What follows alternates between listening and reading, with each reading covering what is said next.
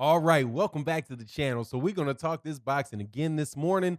This time, we are going to react to some things that were said about Deontay Wilder on Boxing Scene, and specifically some criticisms that he had around Tyson Fury and trainers saying that Deontay Wilder has no chance in the third fight with Tyson Fury if he doesn't make major changes. And one of the changes that these people say he should make with Tyson Fury makes zero sense. So much so that the whole article should be balled up. The person, the trainer that they were quoting, and the person that wrote the article, that article need to be balled up, thrown out in the garbage can and burned, because it was the advice that they threw on the top of Deontay Wilder's head was so ridiculous for Tyson Fury that you just have to think that the people that said it didn't even think about what they were saying. They were just trying to criticize Deontay Wilder. And that is the case in the American press with a lot of black fighters and the treatment that they get from these guys. But let's talk about that in this video, because when I tell you what they criticize him for, if I didn't already show you in the title, you will definitely see what I mean in this video.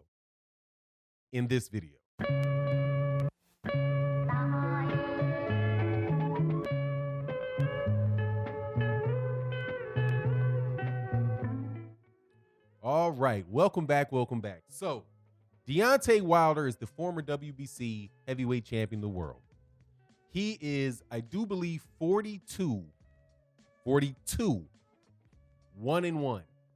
One draw to Tyson Fury and a loss to Tyson Fury. They are headed into the third fight of a trilogy. And Deontay Wilder has received so much over-the-top criticism from the press in the United States that it's ridiculous. However, seeing as he lost the fight, you have to take a lot of that with a grain of salt, because that's just what boxing is. You get beat. If you win, people love you. If you lose, people criticize you, right? Deontay Wilder lost, people criticize him. Nothing unreasonable about the fact that he's criticized. However, it is the consistency of the criticism. It is the hypocrisy of the criticism, in that you criticize Deontay Wilder for one thing, but you don't criticize other people. For example, people are celebrating Ivan Baranchyk for getting beat up, right? Oh, what an exciting fight. Oh, he'll be back. More warrior type fights. The dude got knocked out in what was that, 5 or 7 rounds? What do you mean? Why should he be celebrated? Oh, he celebrates because you love the battle you love, even though he's got limited skills, right? Oh, but that's not important. It's the fight that's important, right? That's for Baranchyk. That doesn't apply to Deontay Wilder. However, let's look at something for a second, because I want to talk about a few things in this video. One, we are going to talk about the article. Deontay Wilder definitely does, I agree, need to make changes. But the changes that these guys are asking for is ridiculous. I'm also going to talk a little bit about these boxing historians who ignore all of this mistreatment, right? Where you can go back in time and see all of the ways that these fighters in the 50s, in the 1910s, 1920, 30, all the mistreatment, all the things these guys go through. But you will not say a word about the mistreatment of people that is going on right in front of you right now.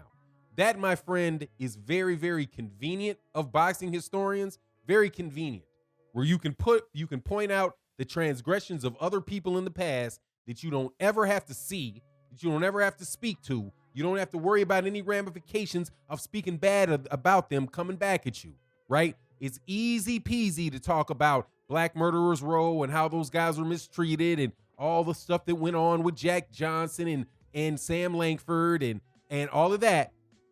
But when it goes on right now, right in front of your face, you're, I don't know. You need to stop crying. You need to stop crying and complaining.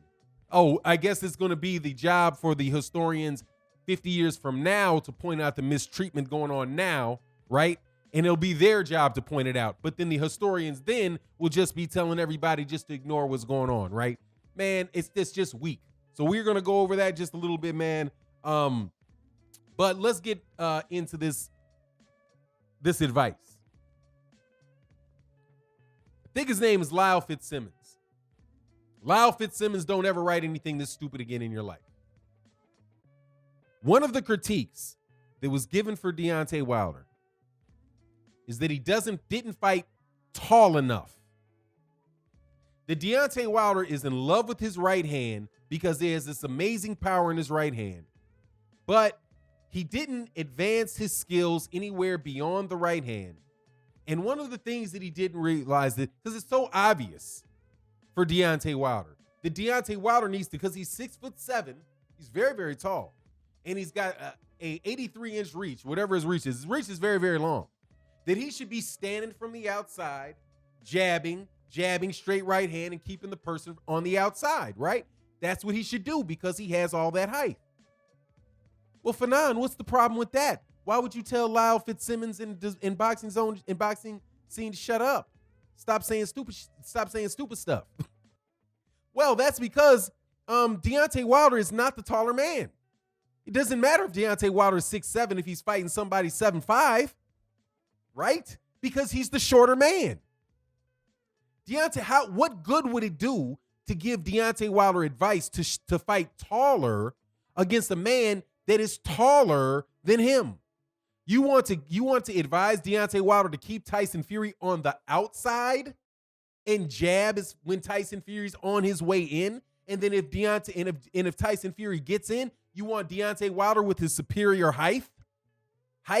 Excuse me, I'm from the Chicago suburbs. We say height. You know, I know other people get mad. It's height. It's height. It's not height. It's height. That's where I'm from. Okay. Anyway, height. How are you going to? What is he going to reach up and pull down on the head of Tyson Fury to get him there? You see my point?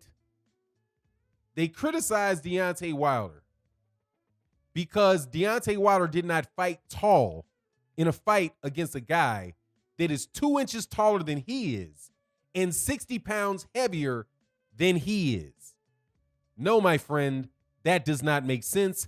And the fact that you said it makes me believe that you didn't even think about what you were writing. That perhaps you just thought you would criticize him up in the front part of the article, right, in the title, and then nobody was going to read all the way down to the end to see what it is, what this advice that these people are giving him is. Because now what brings this conversation about?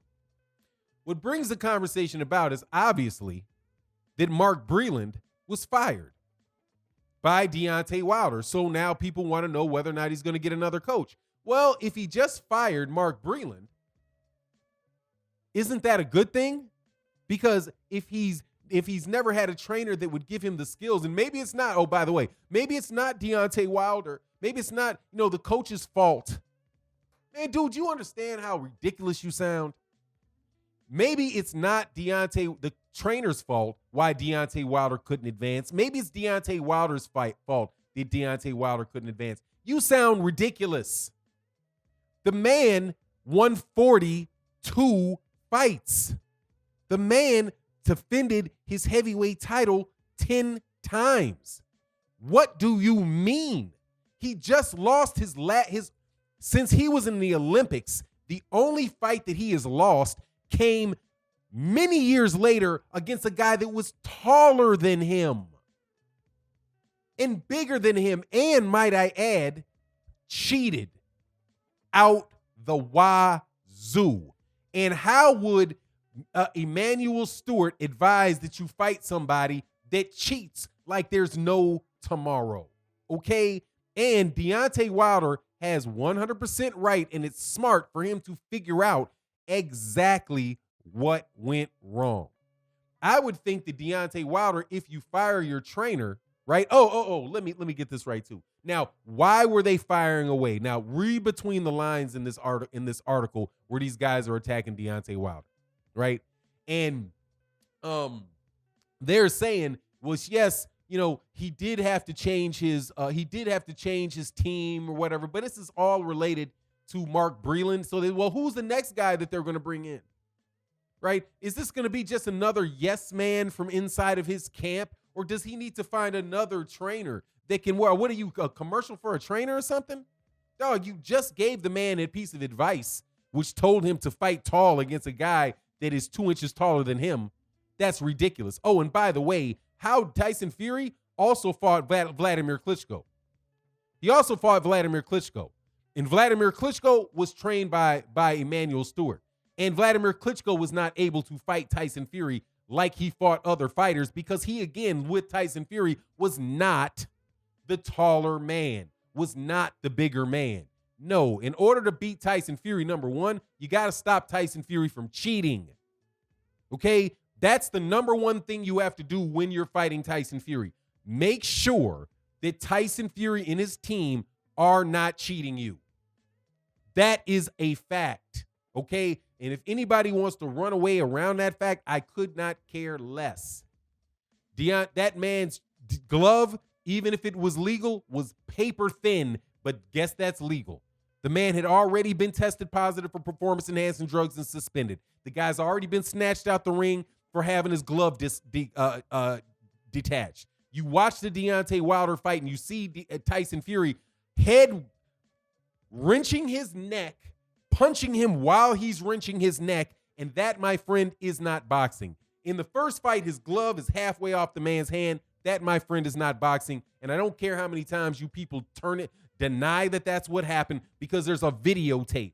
I'm not going to believe you. I'm going to believe my lying eyes. That's just what it is. But anyway, that's my take on the matter. You let me know what you think. Leave your comments in the comment section. Much love to everybody in the chat, everybody that supports as a channel member and that subscribe, the Patreon. Thank you guys for supporting me in all those different ways. And with that, I'm out.